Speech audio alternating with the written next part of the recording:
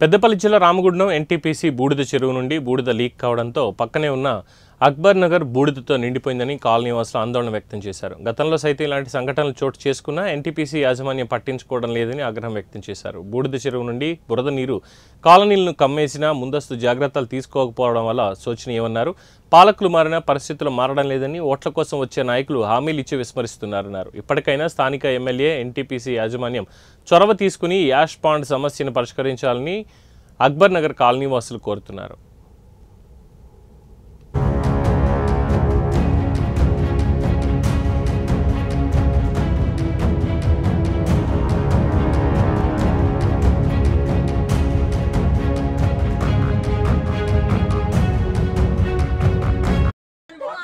मंडल अध्यक्ष sir please sir, हम लोगों का प्रॉब्लम बहुत खतरनाक है सर। पब्लिक बहुत परेशान हो रही है। पूरे घरों में पानी आके बर्तनों में कपड़ों में पूरे घरों की दीवारें टूट गए सर, टीना फूट गए।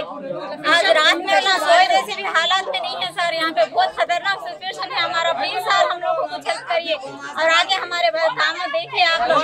हम लोग आपको 10 साल से बोलते जा रहे हैं, हमारे को कुछ इसका नहीं मिल रहा हम लोग को फल। प्लीज सर, आगे हमारे को देखिए, इसका कुछ भी करिए। आज रात అంతర్గాం మండలం గత 15 సంవత్సరాల నుంచి నడుస్తుంది ఇట్లా రావడము. ఇంత ముందు కూడా ఇట్లనే వాటర్ వచ్చి పైపులు పగిలి కట్ట పగిలి వాటర్ వచ్చి ఇళ్ళల్లో నీళ్లు నిండి వాళ్ళు తినే పరిస్థితుల్లో లేరు. నీళ్ళల్లో అన్నంలో పూడిదే, నీళ్ళల్లో పూడిదే, ఇంట్లో పూడిదే అనుకోకుండా సడన్లీ ఈ రోజు కూడా అదే జరిగింది. 6 గంటలకు వచ్చింది కాబట్టి మొత్తం మనిషంత లోతు వాటర్ వచ్చింది కాబట్టి 6 గంటలకు వచ్చింది కాబట్టి వాళ్ళు జాగ్రత్త పడ్డారు.